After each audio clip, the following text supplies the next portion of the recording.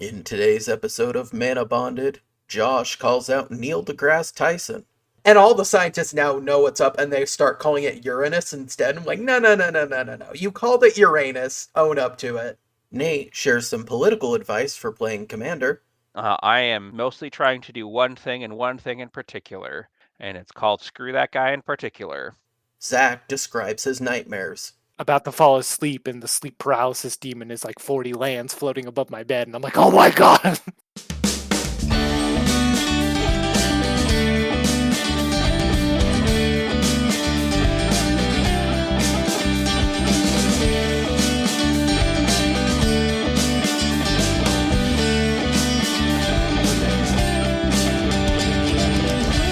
Hello everyone and welcome to Manabonded, the Magic the Gathering advice show where we take your questions, give you the worst advice you've ever heard, and clap our hands and call it a day.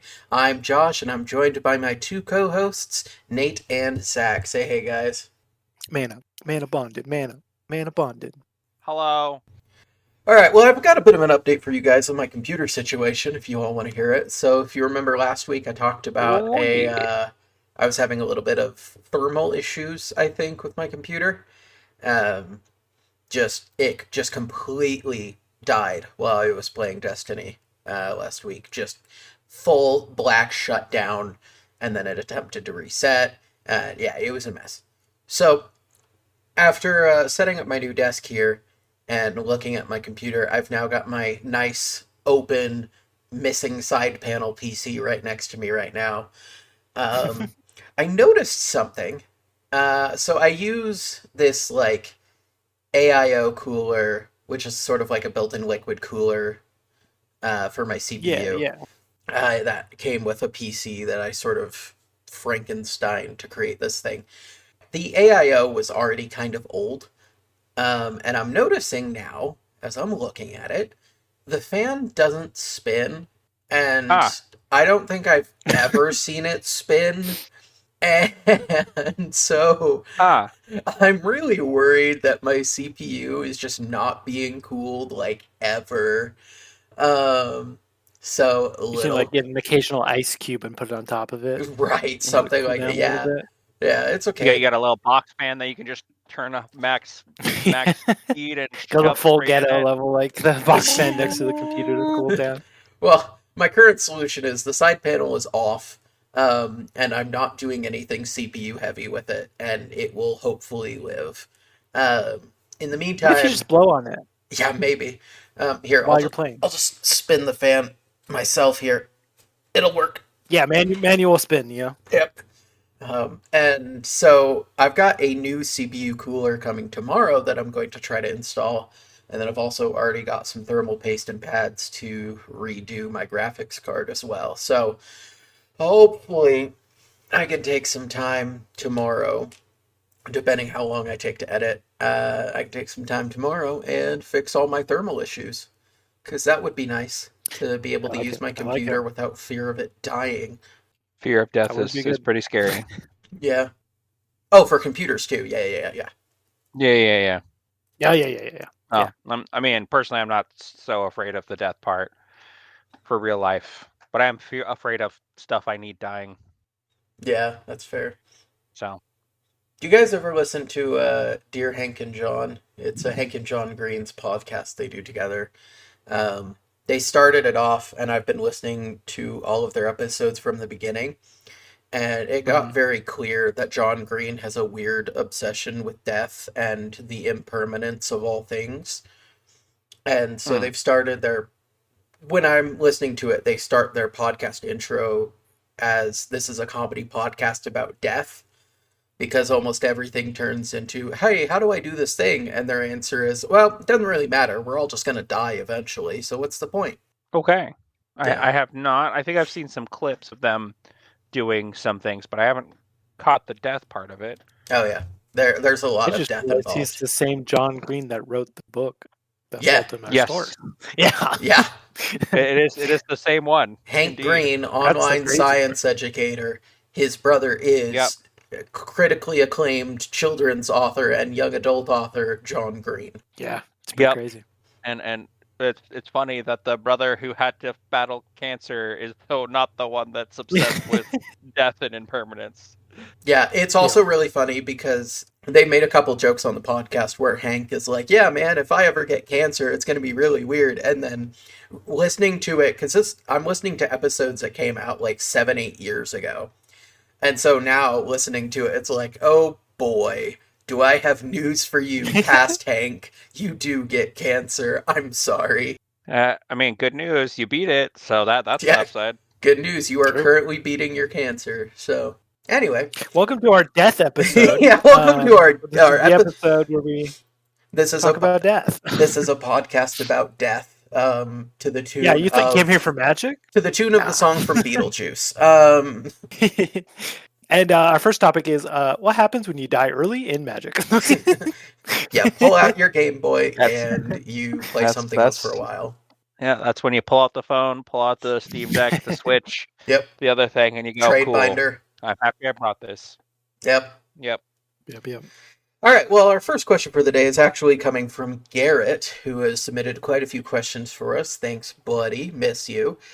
He asks, what are your guys' pet CEDH and EDH decks?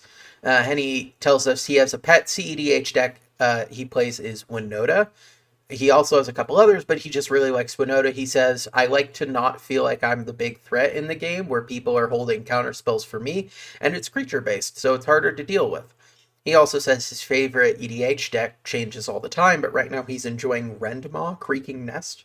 And Rendmaw is from the Duskmourn Precons.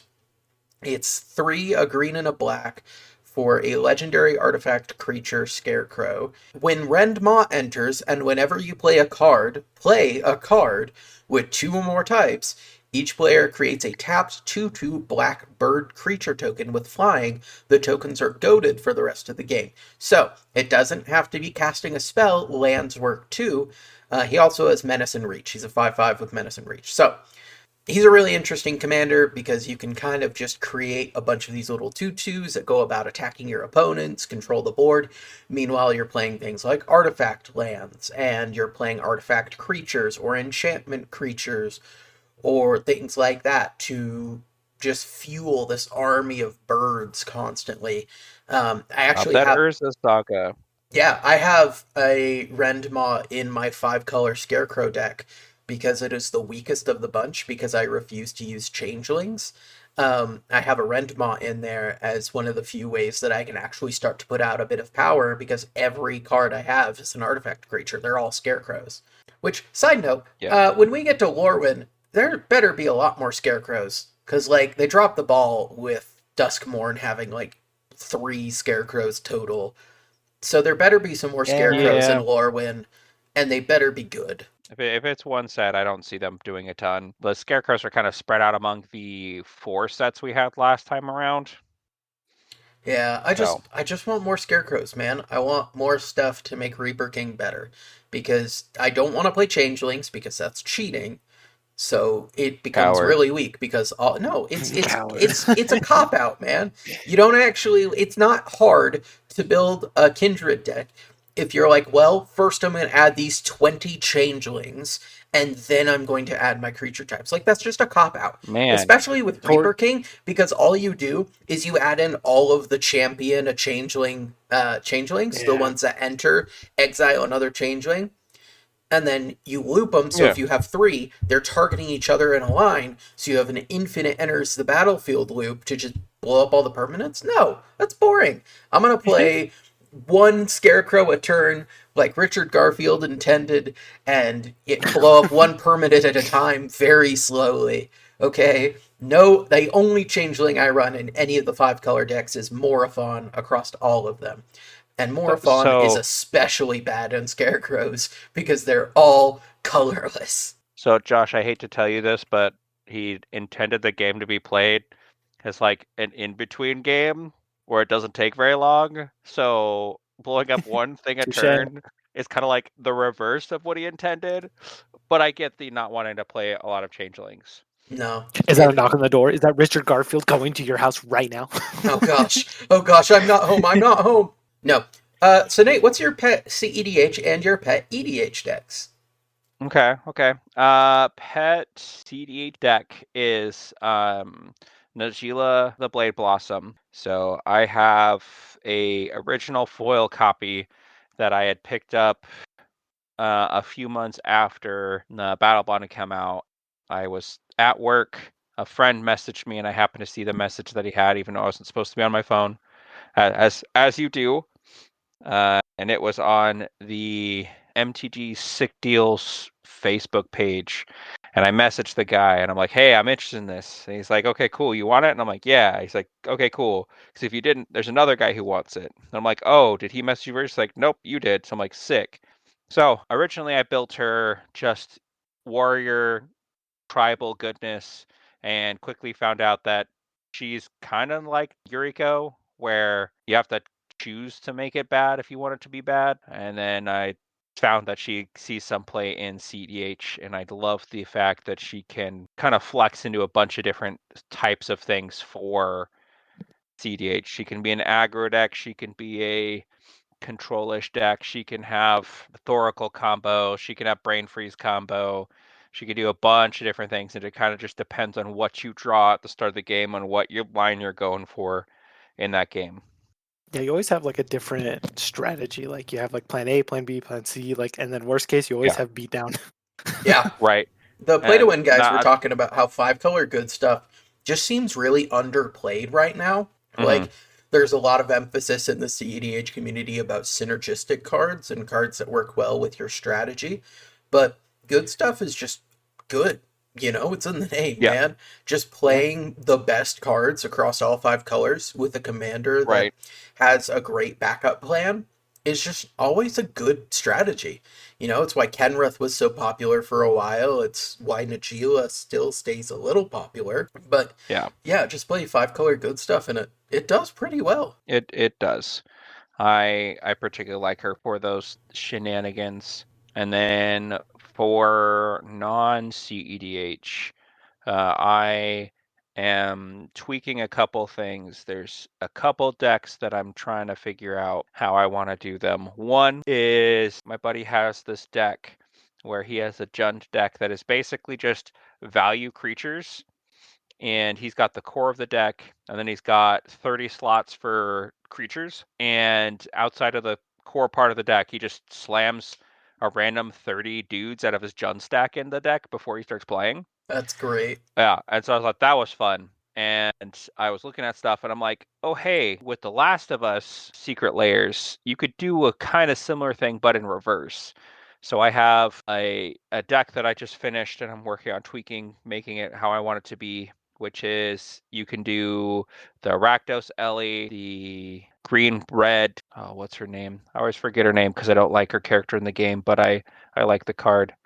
Abby, and then you've got the Gruel Joel. And so the three of those, I can just basically go, okay, which two am I playing, and choose two at random, and then they can be the commanders. Yeah. So that's fun. But the main thing that I've been focusing on a little bit more recently and trying to bring around because it's more fun and unique is my Friends Forever Smash Up stuff. So those are 7 40 card decks where no cards are shared across any of the 7 decks, and then there's a 20 card mana fixing thing. So you choose 2 of those, shuffle them together, and you play. A fun way I've been doing it recently is I sit down at the table and go, okay, all my opponents choose 1. I choose the 2 out of the 3 that were chosen that I want to play, and boom, that's what I play. That is cool. I remember Yeah. you tried doing that with the original partners too. I still have that. I have the big partner smash up. It is currently sitting at 30 of the same kind of decks. And that one is designed to be more of a we're gonna do this as a thing instead of playing normal commander.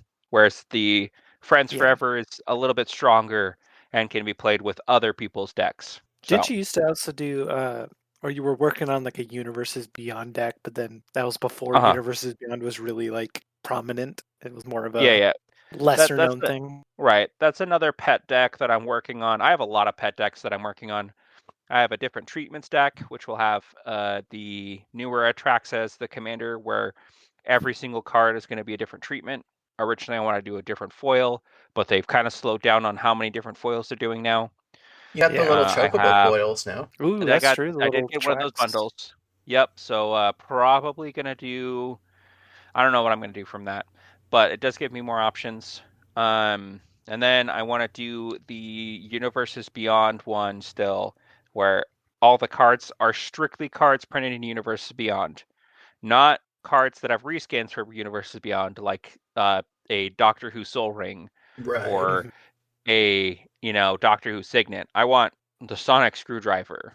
I want cards that are only found in Universe Beyond product in the deck. Right. Yeah. So the 14th Doctor can attack with his Pip Boy and a Buster Sword. Mm-hmm. And The Starscream magic can beam. attack your opponent while, yeah. Winnie the Pooh breaks out his dance moves.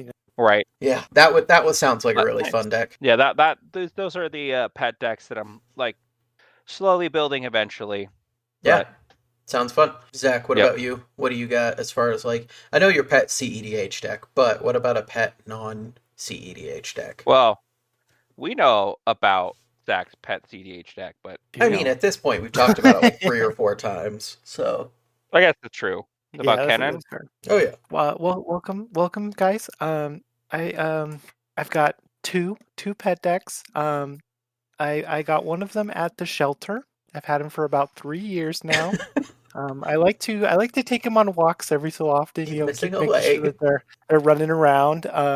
It's they're not too much of a responsibility, but definitely be prepared when you get a pet deck. You definitely want to do a little bit of research beforehand. Make sure Make you have sure the to feed space them, for water them. them. Yeah, You very always important to want to have make sure space. that wherever you're taking them, you've got enough space, because if you take, a deck that needs a lot of space and needs their energy let out all the time, think about it. Do you even have a space where you can let them out frequently? Like, maybe don't pick up that one. They need a little bit of room back there. They have to relieve themselves every so often. Yeah. Sometimes their cards are kind of get cycled out. New cards are coming in all the time. You got to get rid of some of the old, in with the new. Yep. Got to get Yeah. that nice little haircut. Yeah. Make sure to take them to the doctor, the deck doctor. Make sure that they're all up to date and vaccinated, because legally you do have to have a vaccination for your pet decks. Otherwise, it is an illegal pet. Yeah. So it's pretty important. Right now, my pet deck I would have to say is probably Marnius. It's not like CDH wise. It's not really the one I go for all the time, but it's a fun one to play every so often. Right. I do love me some Smothering Tithe. Making tokens, drawing cards, slinging spells. It's just a little bit too slow to keep up with like some of the faster decks, but that's just kind of Esper in general. Yeah. So it's a little bit tough, but I do think Kinnon's a little bit more preferred. So I would say that's my pet deck. But back when Mana Crypt and Jeweled Lotus were back in, my pet deck was definitely Talion, the Kindly Lord. That deck was a ton of fun. Not very good, but a ton of fun. Yeah, I Just remember playing that one. control in CDH is not typically a thing you can do, and Talion kind No. of made it viable. So that was a lot of fun. Casual decks, I don't really have that many pet decks. I don't really make that many decks in general for casual. I kind of struggle to make casual decks in general. Yeah. I always forget that you need more lands than in CDH. So Yeah. those are my little guys, my little goobers. That's sweet. My pet CEDH deck, and this is no surprise if you've listened to our first couple episodes, I love Tyam, Luminous Enigma. He is a wonderful little commander who is, for those of you who don't know, he is a white, black, and a green for a 3/3.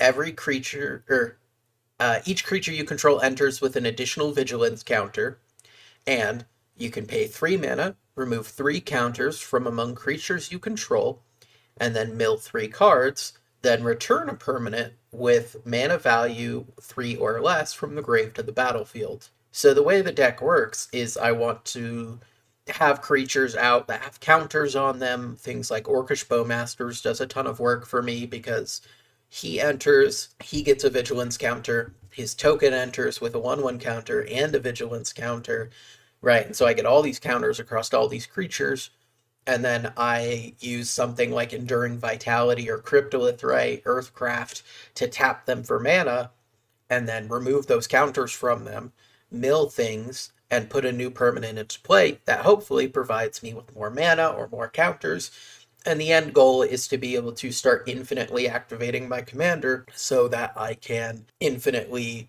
reanimate like Orcish Bowmasters to kill everyone with the 1 damage it does on entering. So that's the deck. It's very complicated. There are like 12 different lines at any time about what you want to do and how you want to kill and how you want to get to your infinite mana and infinite counters. It's a ton of fun. I really enjoy it. I think more people should try it out, but it is definitely complicated and takes a little bit of getting used to. As far as a pet casual deck, I don't know. I haven't played Magic in so long, so I don't really know what my pet deck is. I will say the deck that I probably played the most before I moved was my Terra Herald of Hope. Yeah, she's just a red, white, and a black, a 3 mana for a 3/3. Had to look at it. Beginning of combat, you mill 2 cards, and then she gets flying. And then if she deals combat damage to a player, you can pay 2 and reanimate a creature with power 3 or less from graveyard to the battlefield tapped. So she's really fun, and I built it pretty mean so that I am reanimating a lot of creatures that say when this creature enters, everybody sacrifices a creature so that I can, just be a jerk and reanimate a bunch of those, make everybody lose their boards, and then my board just keeps getting bigger with things that like grow when creatures leave the battlefield, grow when creatures die, give me counters and mana when creatures die, right? It's not very nice, but I've really enjoyed the heck out of it. I missed having like a good reanimator deck, and I think this is filling out exactly what I wanted. Yeah, I also built Terra, and a way to keep it a little bit different than my Alicia Who Smiles at Death deck, which has a similar niche. They do pretty similar. Yeah, one's 2, one's 3, one's on hit, one's on attack, one flies, one has first strike. But with my Terra, I decided to take it Legendary Kindred, so that way we can have fun with having all of the cool legends that can fit in the deck, make it a little bit more chill. I guess that is the way that you could make your decks more casual, Zach, is put random restrictions on yourself. True. Very true. I know right now I'm like brewing up a Firelord Zuko, and it's like just trying to think of like cards that are good enough but not like overpowered. So I want to keep it kind of like a bracket 3. Well, I might even like Firelord Zuko is one of those decks. I feel like even at a bracket 2 deck building restriction, it could probably still play in a bracket 3 space comfortably, right? So even if you took out all the game changers, I think you'd still play at a bracket 3. Yeah, it's pretty good. A lot of the newer cards kind of feel that way. Though. It's hard to build like newer commanders that aren't overly broken just by existing. Like like I see some of the precons even like Hawkball, like from the Merfolk precon, is like already pretty insane just by himself. Yeah, right. The Jund Land Commander from Edge of Eternities, he was really good too. Yeah, the spaceship. Nope, I changed my my friendship deck from Lord One Grace over to the space station to see how it played, and it's kind of nice having your commander be there and not have to worry about it getting being blown up as much. No, it is pretty. But it's sweet. like it's difficult because the new cards are just so powerful. Like there's so many good effects. Like even like Mr. Foxglove, the one I made it specifically to be like extremely casual, way more like group huggy, and like it's still like when you attack, you can get a free creature on the field if they have more cards than you. It's just like, man, that's pretty good. That's a pretty good effect. It is solid. All right, so going to our next question here. This one comes to us from Steve Brown, our music guy for the podcast. I was on the phone with him the other day talking about some audio stuff for the podcast, and he Wow, you have a connection like that? I know. I just call him up every now and again just to chat about the podcast, just check in. He listens to it frequently, and I want his advice on it. Makes sense. So he wants to know what exactly is the process for becoming an official Magic judge. He noted that he'd heard us talk about it a few times, and he just wanted to know how we started being judges. Well, Steve, I have some bad news for you. So I went digging into this about 5 or 6 months ago to figure out how the process worked. And the short answer is it doesn't. In October of 2023, Wizards of the Coast ended their partnership with a program called Judge Academy. Judge Academy was a third-party program where people would pay to take tests and become certified as Magic the Gathering judges to both run events and know the rules. And Wizards of the Coast would pull from this Judge Academy list and all these people who were certified there, and they would hire them for their events. They would hire them for regional tournaments, for pro tours, and the world championships. That's where they would pull them from. However, again, in 2023, they ended this partnership. Since then, they have not put in any new system. There is no official Wizards of the Coast system to becoming a judge at this moment. Hopefully this changes in the future. Like, seriously, hopefully this changes in the future. Because the way it's set up now, if you weren't a judge before they dropped the program, it's not likely you will ever get to judge for large-scale events without having some sort of connection to existing judges, right? I did find one program here called Judge Foundry, who are as far as I can tell, a US based program where they basically do what the Judge Academy used to. They will administer tests, they will certify you, and when tournaments want to find judges, they can reach out to them to find judges in the area that can help out. So Judge Foundry kind of picked up where Judge Academy left off, but they are not endorsed by Wizards of the Coast. So there's no guarantee that Wizards of the Coast will ever use them. And just because you're certified with Judge Foundry does not mean necessarily that your certifications have any weight, right? Unless the store or the event you are working with trusts the Judge Foundry program, it doesn't do any good. Hey everyone, just a quick edit. The day that we recorded this, Wizards of the Coast announced that they have hired a judge program manager, Sama Har, who will be in charge of setting up the new judge program for Magic the Gathering. So we are actually seeing some movement towards a new official Wizards of the Coast judge program. I'm hoping this means that we see more announcements from them soon, hopefully something in the new year where we will see a improved judge program, an actual official way to become a judge. They have not announced anything about this program, but the only thing that they have said is that it is, quote, built from the ground up. Basically, they're saying that they are redesigning everything about the old judge program and trying to build something that is, they say, accessible and understandable. So we'll see where this goes. For the rest of this answer, we kind of talk about the ways that we started judging, and for most of this, I think that'll still be relevant. You can still do the things that we suggest that you do, and you will still probably be able to try your hand at judging a few small events if you play your cards right. So thanks for sticking around. So how do you become a judge, and how did I become a judge briefly for about a year and a half? Well, I was playing at Phoenix Fire Games in Idaho, wonderful store, and I'd been playing there for about 4 to 5 months. It wasn't long, and a couple rules debates had come up in my pods, and at the time, the judge for these Commander Nights was just one of the store employees. He would come over and he would mediate these to the best of his knowledge, but he really wasn't like an avid Magic the Gathering player. He knew the rules okay, but he didn't really play all that much and didn't really know that much about the rules. So one day he had a rules thing. He made a ruling that I knew was wrong because I have spent a lot of time not just like reading the rules, but like looking up interactions, and I like to know the rules of the game I play.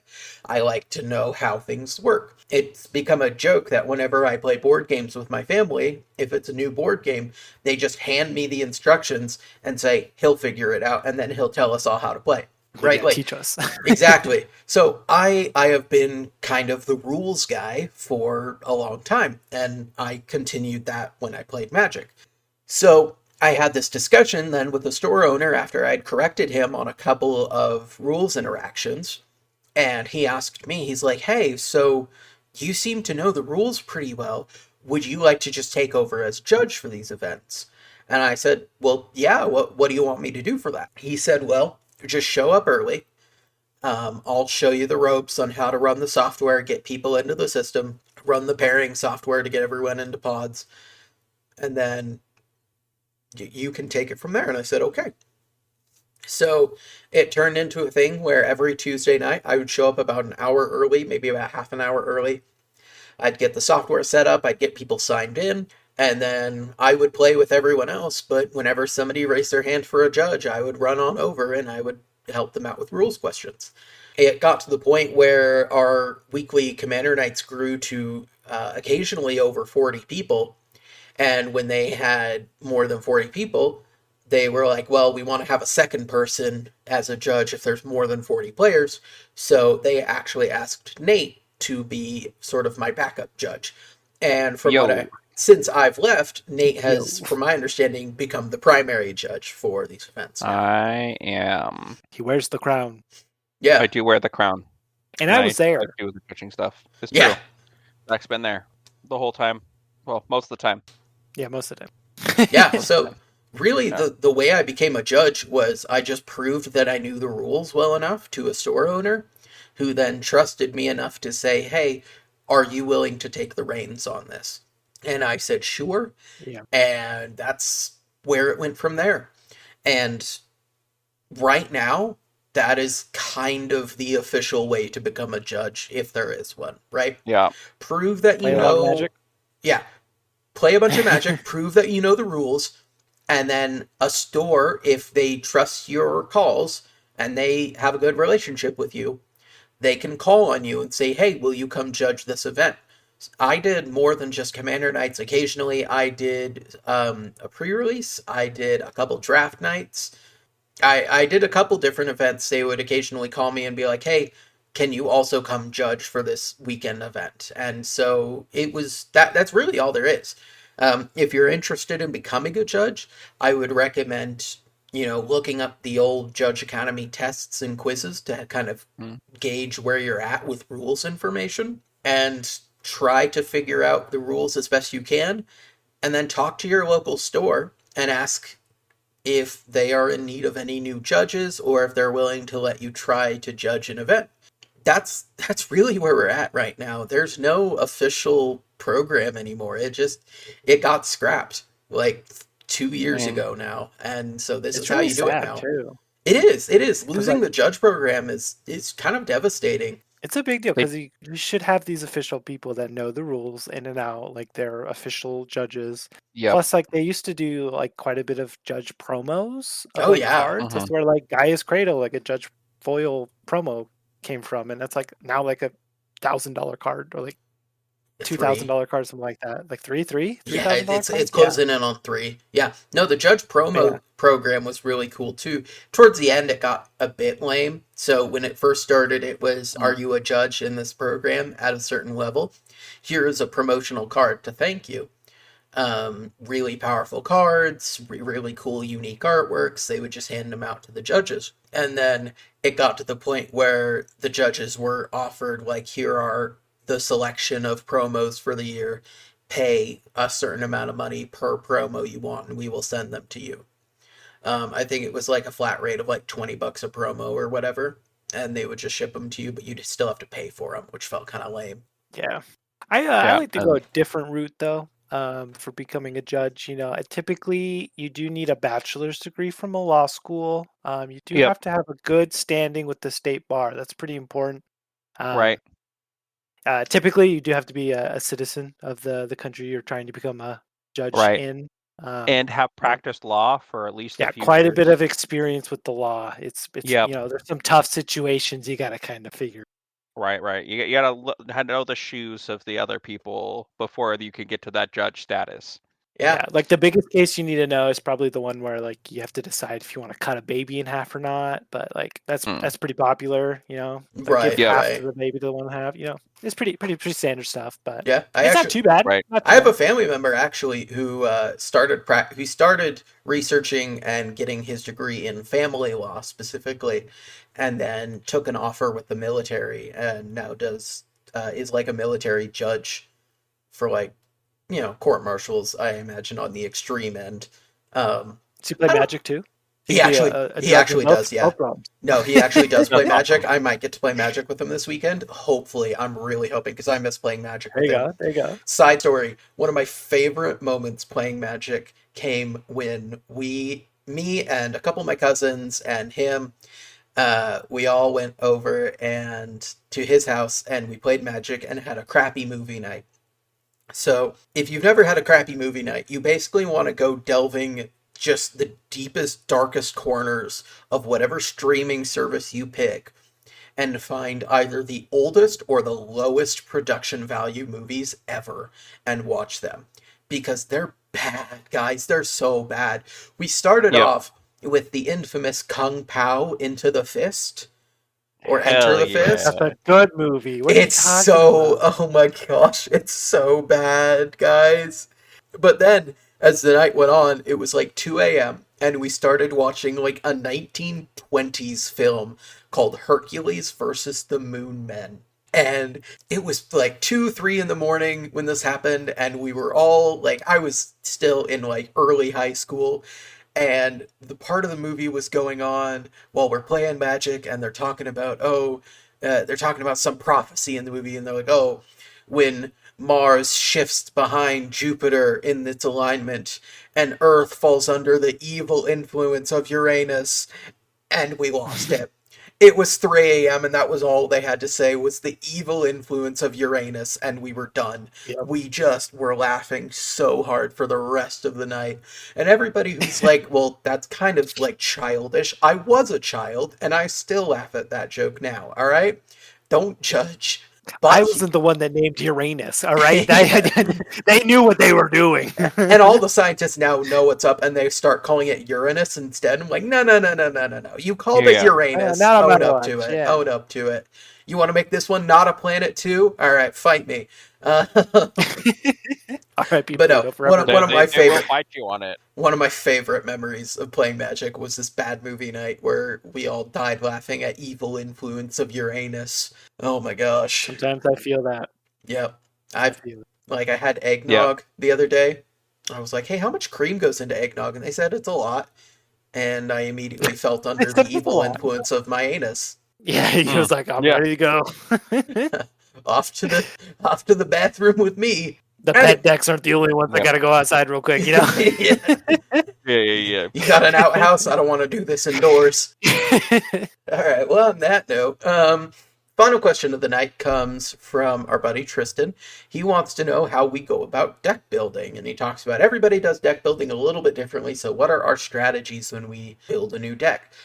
Zach, why don't you get us started? What's your deck building strategy? I have to put all of the lands that I need in the deck first. Otherwise, I'm not going to have enough lands, and I'm going to stress out about not having enough lands. And then I'm going to be wanting to cut lands for other cards because the other cards are better than lands. But you need lands, and it sucks because lands are a necessary evil. But yeah, no. How many lands do you I got go to start with? with the land. How many lands do you go? That's what I'm trying to figure it out. You know, it's like let me check my Zuko deck right now. My casual Zuko deck. I have 35 lands with one MDFC, so 36-ish lands. Okay. that feels Okay. that feels like enough. Yeah. and I'm still having moments where I'm like, I gotta cut a land. You know, I don't need 36. Who needs 36 Oh my lands? gosh. That is usually about where I'm at in a commander deck, is about 36. Yeah, I typically So- will go 36 unless it's a high mana value curve, and then I'll maybe bump to 37, 38. If it's land spaced, I'll even consider 40, but that's like my top.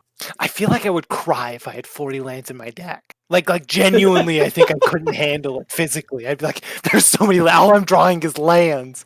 Well, But like, I'm I guess trying it to also figure depends on out- like how many card draw and like card advantage And- engines you have as well. And what your commander is. Yeah, Yeah, like my 40 yeah. card, my 40 land deck is Gitrog Monster. Like, I want that Yeah. many lands because I'm often sacrificing them to effects, and I need to make sure that I'm consistently hitting land drops because I'm losing one land a turn, so I need to make sure I get plenty more back. Right. Yeah, And yeah, I'm mine pretty- is Hazazon, original Hazazon, so I'm trying to get as many lands into play so I get as many Sand Warriors as possible. True. And for me, I'm over here. about to fall asleep, and the sleep paralysis demon is like 40 lands floating above my bed, and I'm like, oh my god. Yeah, that's me. So after you got your lands, then what, Zach? I pick cards I think are fun. I like to think of like more pet cards. I think are going to be fun, like in those colors, depending on like the colors of the deck. It's like typically I'll do like all of the artifacts, like the standard artifacts, the Soul Ring, Felwar Stone, Arcane Signet, the typical ones. Typically, like based off of what you see in pre-cons, pretty often, like the more common denominator cards, I'll throw in, and then just Sure. kind of focus on more commander-centric cards of like, what's my commander's game plan? What do they want to do? How do these cards work with that? I do use EDH rec. I look up the commander and kind of see like what cards other people are looking at, like what's good synergies. I know a lot of Magic cards. I don't know all of the Magic cards, so it's nice to kind That's of get a very refresher fair. of like some random old card that like really works with this commander or something. And I kind of get like a general idea of like how people are building it, and then I try to not like 100% net deck the deck, but at the same time, it's nice to have like a good general idea of where to go. So Yeah. That's fair. How do you pick your commanders? Like whatever seems like fun. what commanders seem fun to you, right? Like what commanders are you drawn towards? Mr. Foxglove was one that I made because I was like, I like foxes, so he's a fox, and he was the only fox in Bloomborough. Kind of sad. Yeah, But no, that's I was like, oh, he's a commander. I can make him. I made him more casual, more fun, just like random cards I enjoy playing or don't have a deck to put in. So sure. Like Jumbo typically, Cactuar. yeah, like Jumbo Cactuar, like, but I have no way of giving it like evasion, like fly or like trample. It's just Jumbo Cactuar. If you have a jump blocker, jump block it. If you don't, It's nothing goodbye. like crazy. Yeah, yeah. If you don't, then I want to attack you with it. Like, yeah. Yeah.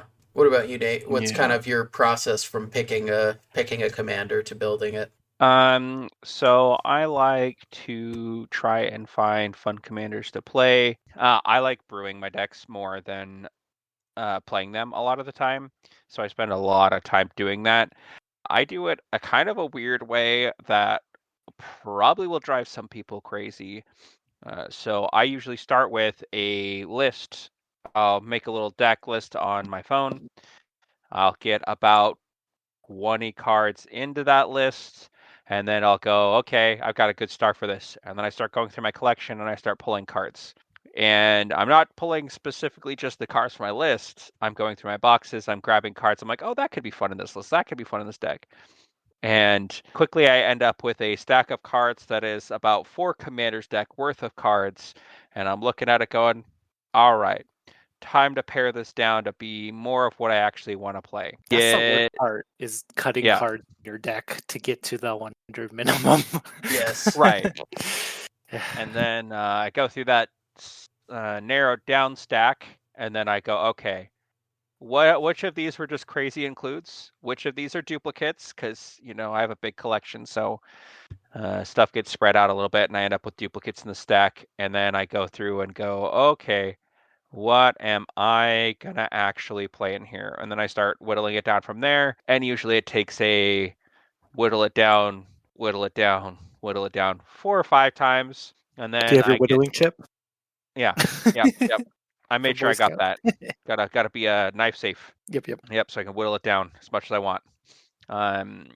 Usually I have a pretty good idea of what I'm going to see if I go on EDH Rec because I've used it a lot. So sometimes I'll reference it to see if there's any cool cards that I'm not thinking of. Not super common to find cards that I'm like, oh yeah, I forgot about that, but it happens. So I'll check it occasionally. And then I usually will go back if I'm down and I'm like, okay, I've got 56 cards because I've whittled it too far, and I'm not really vibing with the cards I have in the stack that I set aside for it. What are some cards that I could add in it? So that's when I'll usually go back to EDH Rec and go, what are some good cards I can do for those last, 5-6 slots that I want to put in? Right. Yep. Good strategy. Yep. So it's a little bit chaotic, but it gets you there. It's pretty fun. It gets me there, and then after I built it, I can play it and tweak it and go, okay, that was dumb. I shouldn't have put this in here and then change it later. Yeah. I'm kind of a I live think the and biggest learn thing is to player. play test it. Yeah. Yeah. Because there's some cards that you're like, this is going to be super good. And then you play it, you're like this card's stuck in my hand. Like for the past 8 games I've played this deck. I'm just not playing it. Like, why is it in here? Right. I think for me, So my process so far for the last couple decks that I've brewed together and only put on Moxfield and haven't actually made in paper yet, the way I go about it is often I come up with a concept first where I'm what sounds fun? What sounds fun to try to do? A couple examples. I'm going to pull these up so I can look at them as I talk about them. But my last 3 that I've kind of worked on, I have a Balin the Haymaker deck, which is a red, a green, and a white. It's just sort of a token deck, right? So he has the ability to tap 2 tokens for mana, tap 3 tokens to draw a card, and 4 tokens to make Balin himself bigger and get trampled. So it's a pretty basic, if you look at the list, it's a very basic tokens deck with one twist, and that is it is 99 permanents, including the commander. So there's Because he's a bunny. There's one non-permanent card in the whole deck, and that is Warp World, because I'm terrible. The whole point of the deck is to get to the point where I can cast Warp World with a bunch of tokens in play.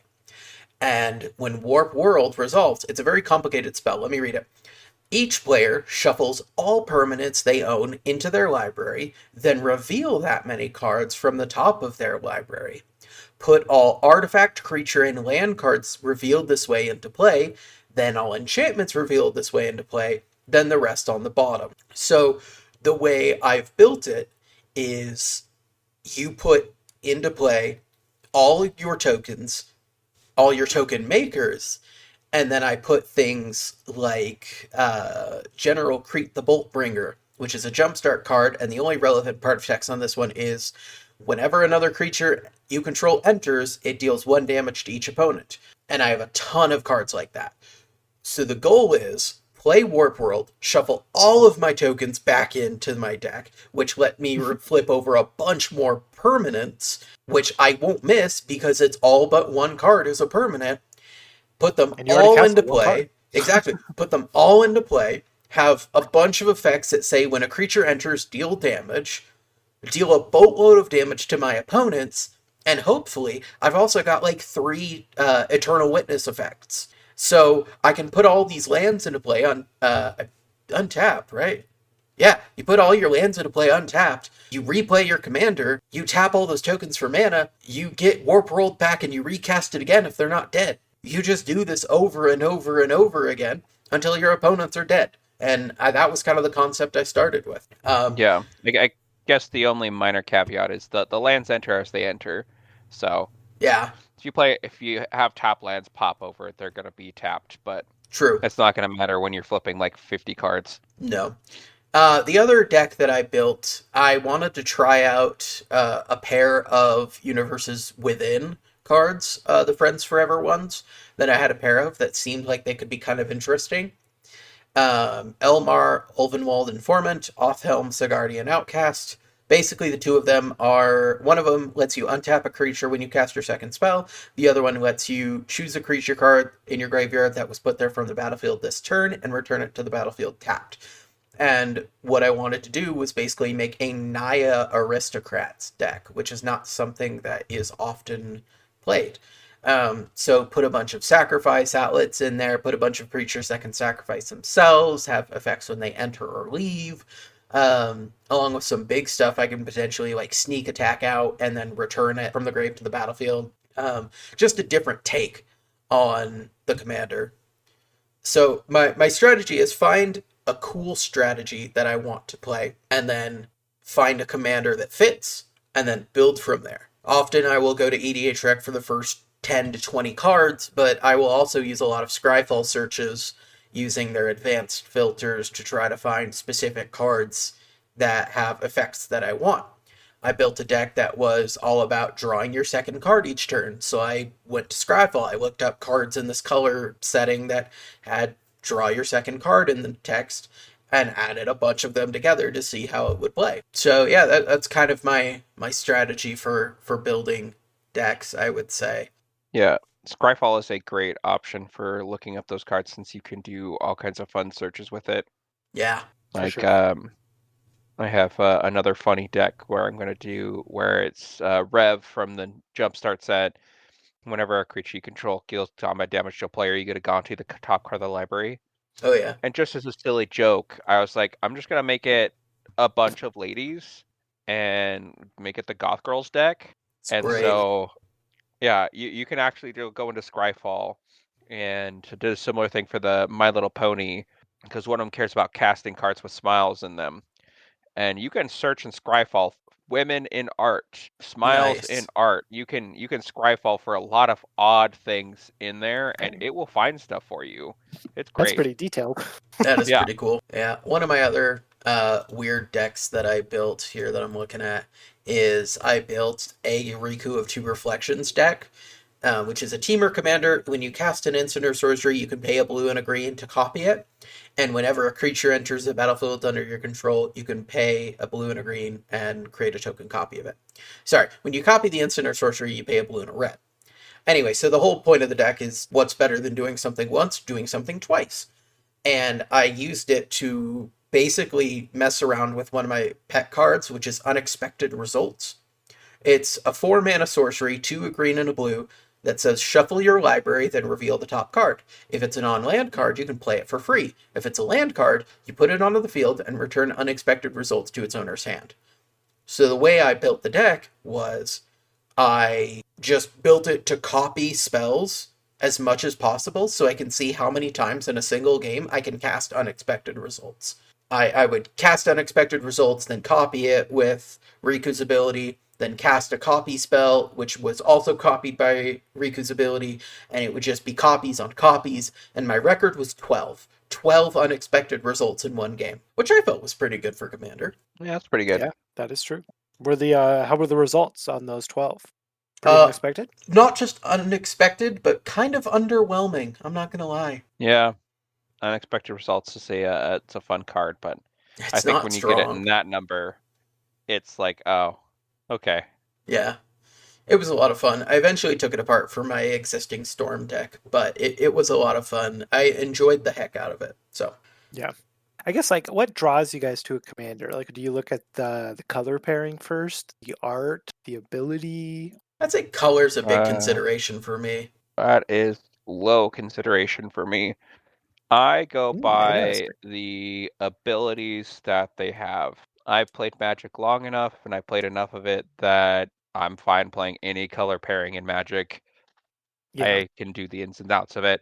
I'm more interested in the fun thing that Commander does, and not necessarily taking it to the power scale of it, but taking it to the fun scale of it. Like Yeah. Toph, the first Metal Bender, a lot of people super hyped on it, super high on the Commander thing, where Be a you can scary be card. super strong. It can be very scary.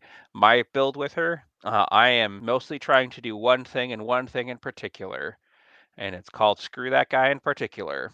I want to get out Aeon Engine, and I want to make it so one person does not play the game anymore. Because Aeon Engine is artifact for 4 mana. You get it a artifact that enters tapped, and you can tap it, exile it, and reverse the turn order. Okay. So how does that So add to the fun scale? that's the fun scale for me by going, Yeah. Yeah. okay, I'm going to sit here and I'm going to earthbend it. I'm going to pass the turn to say Josh is on my left. I'm going to go, okay, Josh, here you go. It's your turn. And on Josh's turn, he's going to go, okay, I'm going to pass turn. I'm like, hold on. I'm going to activate Aeon Engine. The turn order is reversed. Now it comes back to me. And since it's Earthbent, when it leaves the battlefield, it'll come back to the battlefield tapped. So on my turn, it untaps. I can Earthbend it again. And then I can say, let's say you're on my right. I can pass it to you. And then I'll be like, okay, Zach, it's your turn now. And then on your turn, I could go, oh, let me activate it again. And then it comes back to me. And player Gets pretty 4 cool. is just screwed. Player 4 Yeah. does not get to play Magic anymore. I get more turns than anybody else. So it's kind of like I'm doing a thing in Naya that you don't get to do, which is playing pseudo extra turns. Yeah. And it's a lot of fun. That's what you no, do when that you're playing against the guy who's like CDH pub stomping in a Right. casual game. You're like, sorry, Yeah. bro, you just don't get to play. Like, yeah, your It's CDH deck would be good if you ever got a turn, I'm sure. yeah, it's the same kind of idea I had with the Venomous Bumbleflower deck, Bumbleflower, which yeah. yeah, the Bumbleflower deck that was the good cop, bad cop, and the exact same deck, where the whole goal of the deck is to stop the pub stomper while letting the people playing more chill do more stuff. So Like all I do is gassing them focus up and down, holding one yep, back. yeah, focus down that high power player while giving all the other people the benefits. That's a pretty good idea. I like that. Yeah, Yeah. I it's would a fun say build. I would say I am, happy to play any color, but I am definitely drawn to specific colors. I do like blue red, and adding anything to blue red usually makes me enjoy it. I'll play Grixis, I'll play Jeskai, I'll play Teamer. Any of them are really fun to me Yeah. because I just like playing, you know, non-creature spells, playing a bunch of powerful creatures sometimes. Like I really like big dumb stuff. I'm like a blue red Timmy player, I like big effects, strong turns. I like Storm, so anything that lets me play a lot of spells in one turn is really fun. Um, Rao but Monsoon Mage would like to know your location. honestly, I want to try. Well, I have a Krark in Sakashima because I wanted to build Krark Sakashima, so I might Yeah. try that out. But I also there was one deck in particular that was kind of outside my wheelhouse, a red white deck that I wanted to try out, um, based around the Final Fantasy character with my name on it. Mm. Joshua Phoenix is dominant, and I really want to build. I have a deck for him. It's not good, but it's fun. But I did find a really funny way to build the deck that I might do next.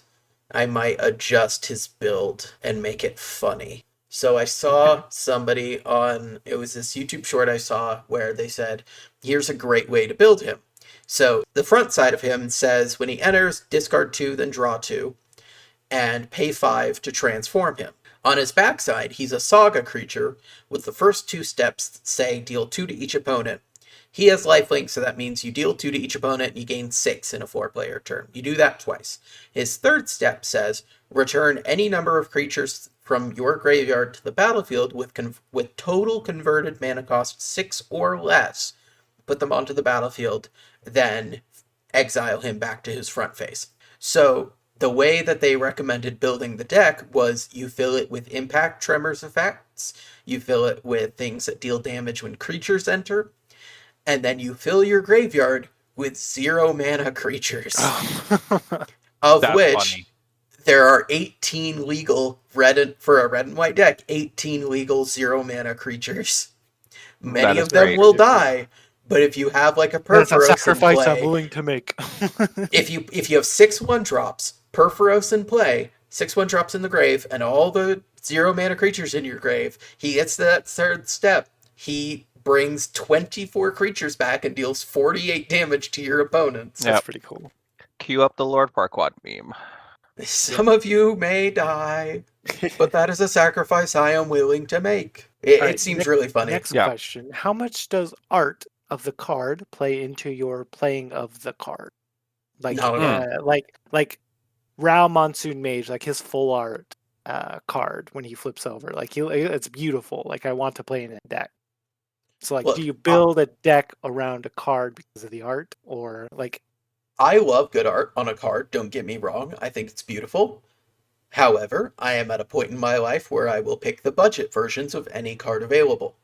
I That's will fair. pick the That's cheapest fair. printings and proxy if there are none available. I am trying to do that less. I'm trying to do less of what I'm gonna say now because of trying to be more financially responsible. And I bought a house a little bit more than a year ago. Yeah, I gotta fair. redistribute things. But I if there is a particular art that I like, I am going for that art for exactly one copy. I will get one copy with that art, and I will use that copy as much as I can. And then other times I play that card, I get to use the normal art. So Miss Bumbleflower is a big example of that. As soon as I Yep. saw that anime art and I played Bumbleflower a couple times, I'm like, I need that art. So trade in That's about fair. a fat stack of cards to Card Kingdom. hit the button that says notify me when one's available, get it from them. And then like 2 or 3 months later, she doubled in price. So I'm like, yeah, let's go. It worked out, yeah. Yeah, I don't think I would have got her still if she was at the think like almost $700 price range she jumped up to. I'm not sure exactly what she's at now, but when I got her, she was $350. So, and I paid $10, and that was the $10 I paid to ship the cards to Card Kingdom in order to get her. That is really nice. Yeah. Yeah, for me, like Tivit is a really strong card, very powerful, but like I hate the art. I think the art is terrible. So like I don't want to play Tivit because I don't like his art. But like the That's card fair. is too good not to play. Yeah, I don't feel like the art stops me from playing cards, but if I'm like gonna build around something and there's a really cool art for it, I want to get the really cool art for it. Like I want to build 5-color. I want to build Avatar Aang, the 5 colors. I really would love to get the super cool version of him, but I don't think I'm willing to drop the 3K for it. Yeah, that's a lot of money for a card. Yeah. I might be willing to throw store credit at getting a Neon Ink Toph and a Neon Ink Zuko, mostly because the voice actors for both of those are they go around to a lot of the con Pretty scene. prominent in Yeah. And like that it's pretty would easy to find them at a place. Right? And that would just be like the dream of getting those cards, Yes. taking it to them and having them sign it. I've seen a couple Tophs and I've seen one Zuko signed so far, and I'm just like, Yeah. they're going to be happy to do it, especially if you're paying the fee if they have one. And they love meeting people. They just both of them seem like really great people. It would be cool to get the whole set with Aang and Katara. All 4 of them? Yeah. Yeah. That would be sick. But I don't know. I don't think Aang is as prevalent in the circuit, especially since he's retired now. And then I don't even know who the Katara voice actor is. I'd have to look it up. That's true. But that's kind of similar to like with when like Doctor Who came out. A lot of people had David Tennant sign his card. Yeah. All of the doctors that are currently making round the cons. Right. A lot of them got signed. And like same as like Lord of the Rings, a lot of people had their actual players. Yeah. Yeah, I almost went to the Boise Comic-Con this last year just because. Why am I blanking on his name? The guy who played Sam. Sean Astin. Astin. Get in here, Josh. Get in here. Help. Help. Don't worry. You quoted Lord of the Rings earlier. I am the Lord of the Rings guy here. Don't you worry. Now that I've rebuilt my desk and cleaned off my bookshelf, I think I'm finally going to rebuild my Rivendell Lego set. I'm so excited. That's awesome. Randomly jumping back to another thing.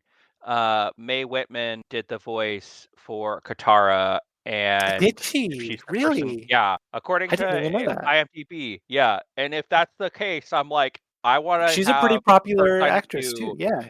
Because I like her in some of the stuff that I've seen her in. Looks she's like done a great job, great actress. Yeah, I think she did a voice in Owl House too, which my family really likes. But David Tennant would be another one that'd be great to get signed. I almost had Sean Astin sign Sam, specifically the Commander deck one, because I have that food Commander deck.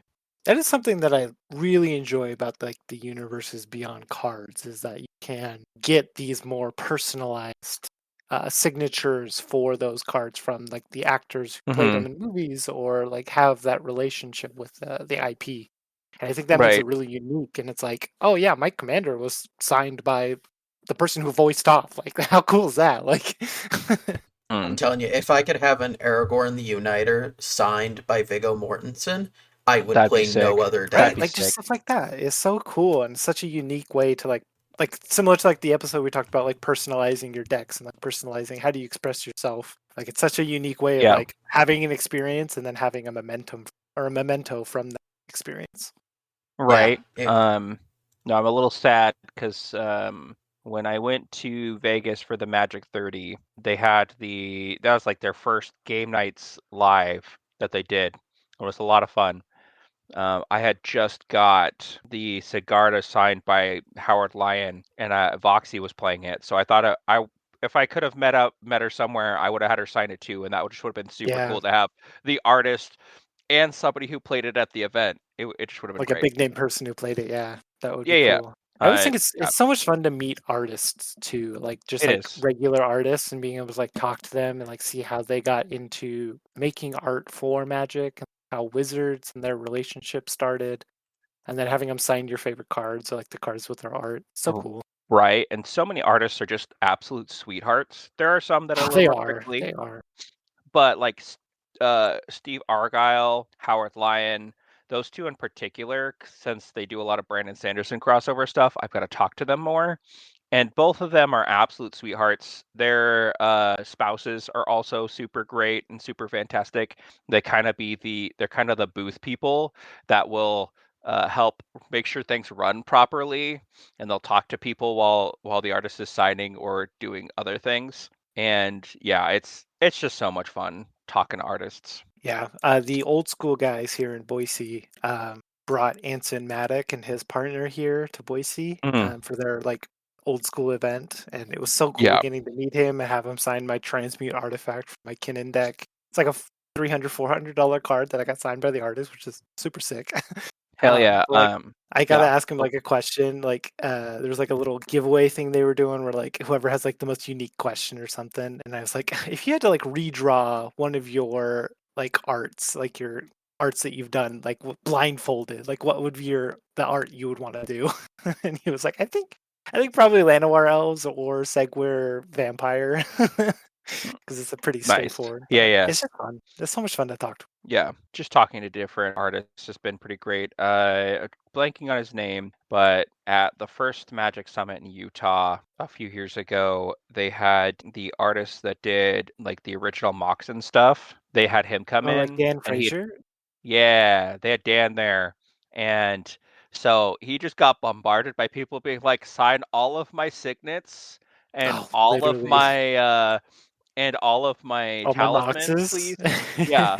Well, there wasn't necessarily that because mocks are kind of rare, but it's the whole thing where it's like he just had done like his both the secret secret lair layers ones. for the signets and the talisman. And yeah, so I got all of those signed by him. Such beautiful arts too. Ugh, those are gorgeous. Right. Yeah. Absolutely incredible No, stuff. if we end up doing a convention run as the Manabonded team, that is probably where you will find me, is in the line in to the get lines things for the signed. artist. Yeah. That's fair. That's fair. I really want to get more stuff signed too. I'm really sad I missed out when I was in Boise. Randy Gallegos, I believe, was there for a signing, who did Earthcraft. And I was really sad I didn't get my Earthcraft signed by him. For your tie-in, yeah. Yeah, it would have been really good. Anyway, we're getting kind of close to the end here. Anybody got anything they want to shout out as we move towards the outside the game zone? Any movies, games you're playing, music you're listening to you want to shout out? I got one. I am late to the party as I am to a lot of things, but if you have not played Expedition 33 and you like RPGs, I highly recommend it. It is super beautiful. It is super fun. The adding in the parry mechanic is super unique when it comes to RPGs, and yeah, kind of have to do it. If you don't parry, you're probably just gonna die. Yeah. Yeah. I am not a fan of turn-based stuff, but Expedition 33 is starting to pique my interest. Yeah, because like you said, Zach, we just finished up the Game of the Year awards, and it swept. It cleared every single category it was nominated in, except the one where the game devs bribed the player base to vote for it instead. Oh, wow, yeah. It's just the only reason that I think Wuthering Waves beat out Expedition 33 is because the game devs promised an in-game reward if their players did it. That's kind of funny. So yeah, Expedition 33 is on. Yeah, it is on my list of games to play once my PC is in better shape and I have a little bit of spare cash to spend on a game. Yeah, I mean, there was like a lot of really good games this year, like Hades 2, Silk. Oh my gosh, we were stacked with good games this year. In any game that won Game of the Year, honestly, I felt like it was going to be pretty fair. It was just such. Aside from there was a couple. I don't think DK should have won, but I hadn't. No, Donkey Kong Bonanza did not. Yeah, and then it was cool. There was another one. There was another one that is like, nah, this one shouldn't win either. I don't remember what it is. I think it was the shooter game that was on there.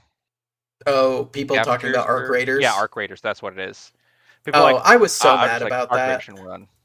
So there's this whole big controversy because this streamer Shroud basically told his entire chat nobody vote for Expedition 33. It's a trash game.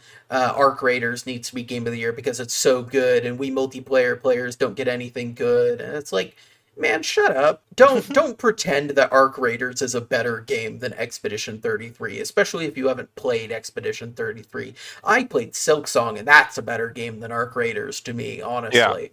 Like, it won best multiplayer, which is fine. Arc Raiders can win best multiplayer because I've heard it is a really good game, but I'm not gonna. It's not everyone's cup of tea. Put it, and I'm not gonna put it over a great RPG like Expedition 33, which was an indie game that is just incredible and above the quality of so many other games. Like, just looking at the list of games, a lot of heavy contenders this year were indie games, and I'm like, hell yeah. Half the Game of the Year contenders were indie. So cool to see. I feel like that's kind of how it is, though. Like AAA games feel so garbage right now. It's monetized, like and paying $70 for a piece of garbage, and it's just like Call of Duty this year, terrible. Battlefield was pretty good, but like even Nintendo can't get a good. Aren't there? Nintendo can barely get a good hit in. Donkey Kong was good, but the new Metroid Prime game that came out, everyone is just like, it's we waited a long time, and it was pretty hyped up. Happy about people were excited for it. Yeah, and my buddy was. From what I'm hearing, it kind of sucked. It's like not that good. It's not up to snuff for what Nintendo's been putting out lately. Also, like the newest Pokemon game was just bad. Oh yeah. Pokemon's been in a bad state for a long time, though. Game Freak cannot figure out how to do. They can't figure out how to do graphics. Like they'll do gameplay fine, and the gameplay's good, but the engine and the graphics are just abysmal. Like they just never upgraded from whatever they were using in 2013. Palworld, while not as polished, has better graphics individual graphics than Pokemon. It's not as polished, so sometimes there's janky bits, but like just overall individual graphics are definitely better for Palworld. The Pokemon and the budget with between guns. The two is abysmal. Like Pokemon and the Game Freak has so much money that there's no reason money. They should ever have a bad Pokemon game. Like it's on. But they put out bad ones because they know people are going to buy them whether they're good or bad. So they're like, why bother? It's going to make us $20 billion anyway. Right. If we can half-ass it, then who cares? Like, right? Yeah. One of my favorite things with them though is they released their Pokemon version of the cozy farm game sim kind of thing. The Ditto one. Yeah, of that one, and then almost immediately after, Palworld's like, we're doing it too, boys. Like a day or two later, they released theirs, and the Palworld one just looked 1,000 times better. Yeah, because it's not like this weird blocky area where you have little blocky plants and stuff. It looks like an actual environment. Yeah, I feel like game companies are getting complacent, and they're just like they're gonna buy it anyways. Why try? Or just make an AI slop left and right. When you look at it from a business perspective, that is the drive, right? Because investors just want a return on their investment. They just want to see their money become more money. So if you have a franchise and I'm going to call out everybody who ever buys these games, FIFA, where the game every year is the same game with new players and minor mechanics updates. It really is the same game. They're not going to put any work into it. They're not. They're not going to worry about it. They're not going to. They're not going to worry about anything new. Any sports game, really, but FIFA's been the one that's held on. Nobody's playing Madden anymore. And to the 3 Madden players who just got offended, sorry, dude, pick a better game. But they're not going to put any more effort than they need to into these games because they know they're just going to make money. And the less effort they put in for the amount of money they can get out, that's more money in the investors' pockets. And that's all they care about, which is why it's so important that indie companies become popular again. That indie 100%. Games have this heyday, because the reason that indie game developers make games is because they love games. They enjoy the process. They enjoy sharing these worlds they've created with people. It's why Silksong took 7 years to come out.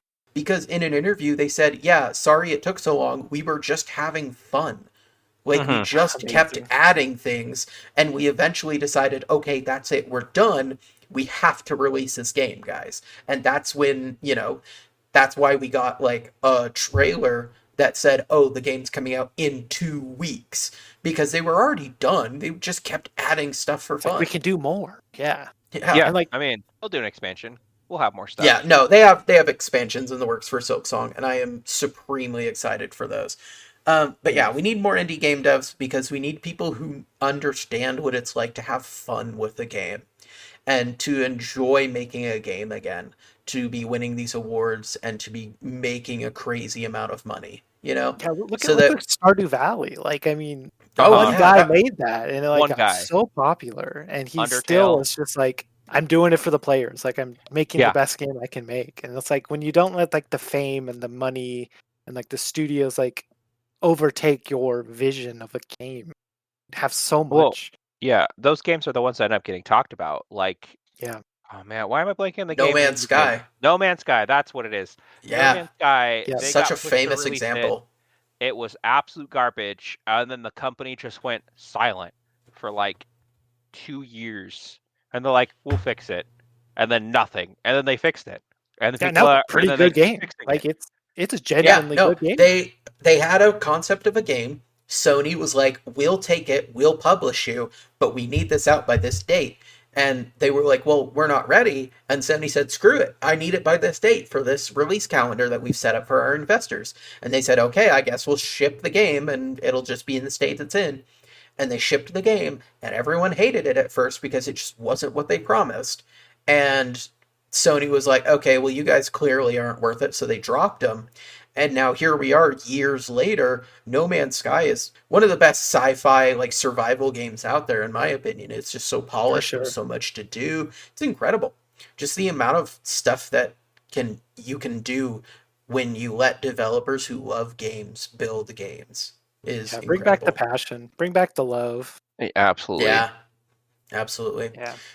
All right. Well, I think that's going to do it for us. I think when we started recording, we were like, yeah, I think we can make this a shorter episode. We didn't. Sorry. Here we are. Yeah, we just like to talk. If you have questions for us and you want your question answered on the show, email them to manabonded@gmail.com. We'll get to them as quick as we can, which, considering the flow of questions we're getting right now, should be pretty quick. If you like the music at the start and end of every episode, I know I do. you can find his music at stevebrownsongs.com. The art for our podcast is done by Shadow Echopex, whose work can be found at the link in the description. We're also on all social media channels under the tag Manabonded. X, Instagram, Blue Sky is kind of our primary homes right now. We're still working on those personal accounts, but we'll get them done eventually. If you like what you're listening to, feel free to leave us a 5-star review on the app that you are currently listening on: Spotify, Apple Podcasts, Amazon, wherever. It's really fun to see all of the analytics from our listeners, from you guys. We have one of our analytics shows the country and sometimes the city of where our listeners are dropping in from. And on our most recent episode, I noticed that we had a listener from Prague. And either somebody was VPNing from the Czech Republic, or we actually have a listener out there. And if you're actually out there, hey bud, how'd you find us? And nice to have you. Please stick around. Yeah, we are having a ton of fun doing this. We love to hear from you guys. We love to get your questions every week. So the more you send in, the more we'll answer, and the more fun we'll all have. So thank you guys again for listening, and we will see you next week. We love you. Bye. Bye-bye. Goodbye. Have a safe trip. Goodbye. I'm off to war. Bye, buddy. Hope you find your dad.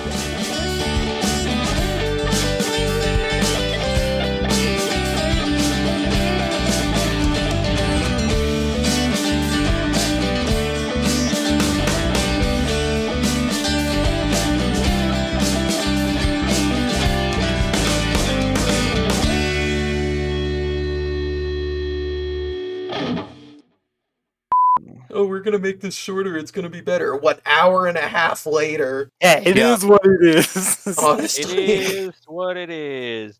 No, it's Sorry, I enjoy your guys' voices. I know. Thanks. I'm Josh, and I'm joined by my 2 co-hosts, Nate and Zack. Say hey, guys. Mana bonded. Mana bonded. Nate, are you here? Nate. 404. Nate not found. Nate. Gosh dang it. Nate's like just dead. Nate's just gone. Oh my Dang it. God. Why did we start? Just like Oh, my I'm Into the here. Flood Maw. It's gone. I'm here. I'm back. Okay. Welcome back. Yeah. Hello. We can cut out all that extra stuff. I was saying, no, we're keeping it. It's all in. Yeah. My wife and I have talked about what we expect to happen. Keeping on the theme of death here, my wife and I have talked about what we expect to happen when we get older. And my wife is like, yeah, I'll probably have some form of cancer by 50 because all of her family has had history of cancers. And I'm like, yeah, I will probably have lost my mind by 60 because all of my family, like on my mom's side, they've had a lot of strokes and dementia. And on my dad's side, they've had Alzheimer's and dementia.